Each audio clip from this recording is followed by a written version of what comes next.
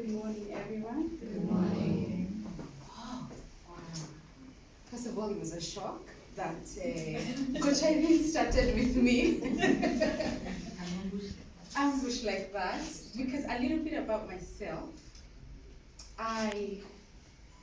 Names Sue Nana, so very proud to be called Coach Sue Nana, and very, very humbled.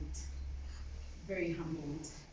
So when Anne, the admin, said we'll get 5 minutes to do a speech, I got the message yesterday. I touched down, I landed yesterday, touched down, and the first message is you have time to, have you prepared for your speech? I said no.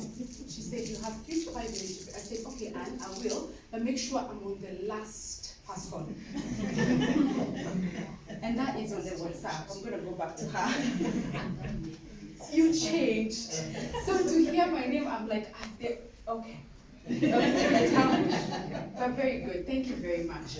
I am so privileged to be here today because I know it is by the plan of God that I'm here. And this journey has been so beautiful. Thank you so much, Master Coach Jeff. It has been such a beautiful and an amazing journey to partner with D.L.C. I'm the kind of person who I have done a little bit there and there. I like the person who is always in search for the next right thing. I don't know if there's someone here. It's like you're always in a growth pattern.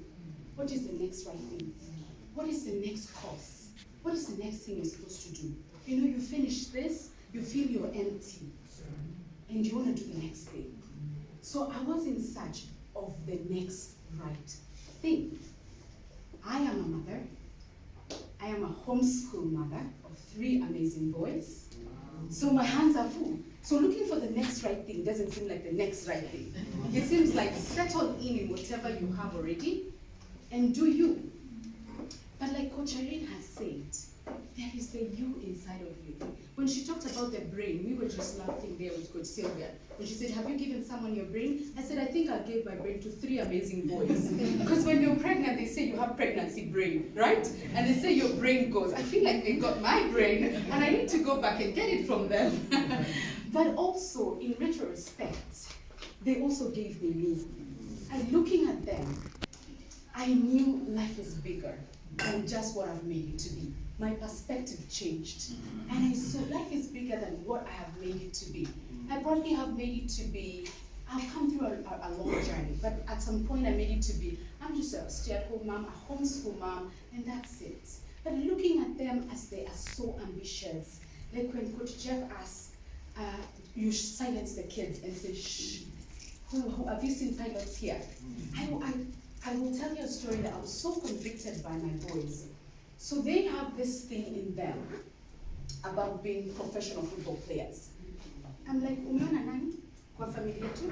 So they've got that thing of Mbappe. Trust me, I know all of them and the teams. So they've got all that. And I'm looking at them, 3 boys. They want to be professional. I was like, where? African child. Mbappe. You don't speak French. And they say, you know what, Mama? We're going to move to England. We're going to be England residents. And we will play for it. And now we wear jerseys like throughout. We go for football practice. And the more they kept saying it, the more I got scared. I was like, Lord, what if they don't do it? What am I setting them up for? They are going for practice. It won't happen. But they are convicted. They have this ownership of who will be professional football player. And God took me back to me when I was a little girl and what I owned. As a little girl in class 6, I owned my story. And I said, I will be an air hostess. Did I know what was that? I just read a simple book called Anna the Air Hostess. And I was like, hey, that's a good thing. I want to be that. And I owned it. And when I finished high school, my mom said, oh, you've got to go to university. I said, do they offer air hostess courses? She said, no. I said, then I'm not going. I said, just go for a simple college. And my pathway. And blessed be the Lord. After I finished, my path was aligned. I did work with Kenya Airways on ground staff because they said I'm too short to be an air hostess. I can't look for Kenya Airways.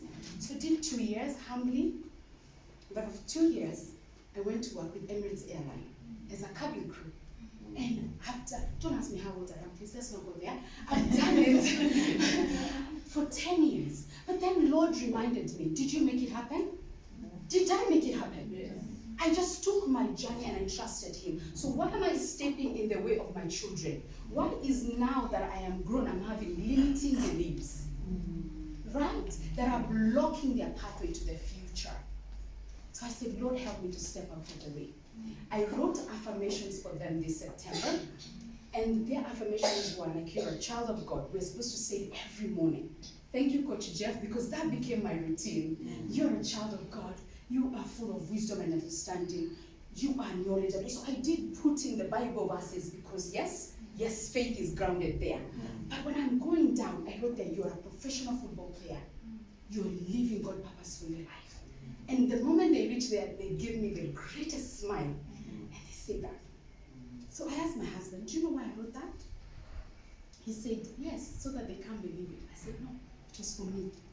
It was not for them. Yeah. It was for me to believe it. Because they already believe it. They are living it. If I asked a professional football, and what else are you going to do? No, just professional football player. The rest will come in. So it was for me to believe with them, as they say. So every morning when we say it, I believe with them. My limiting belief of a Kenyan girl who is born in Nakuru, made it to air hostess, made it by the grace of God. I am giving them the chance also to step into their God-given purpose for their life and to move on. So God willing, they will be. And if they're not, I know purposely, as their mother, I never stepped in their way.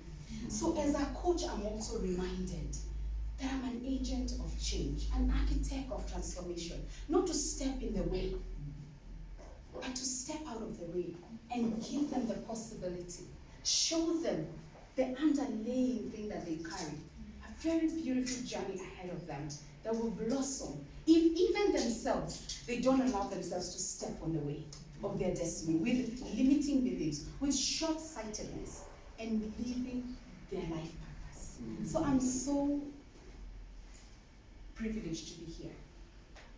So my journey for searching and growth, I go back there. I did a course, mental health coaching, with the American Association of Christian Counselors. I didn't practice it a year ago. But when I joined D.L.C, this has been a gift. Why? The community. Every Monday we sit in a Zoom class and we get to exchange ideas. We get to partner together. And that to me has given me the greatest motivation and energy I needed to step into this coaching, being a transformation of change. And I am so delighted to be here today. It's an honor, it's a privilege, and it's a blessing. I don't take it lightly. So my fellow coaches, it's a change of perspective. It might look very small, but inside of you, like for me, I'm here, but inside of me, there's a lioness that has been awoken. You know, like you said, right now, what are you thinking? You know, you could be thinking yourself, it's a small graduation. You know, I thought it's going to be all shebang, all flowers. But inside of me, I am sitting in an auditorium of 5,000 people, honoring my calling as a coach. And then I am stepping out to reach out to the people that God has set for me. Because we're not looking for clients. No, we are stepping into a level that they're going to look for us. They're actually going to look for us. I'm stepping out. And there are those who are going to look for me. And transformation is possible because of this journey that I've taken. I think my 5 minutes are over. Yes. Thank you so much.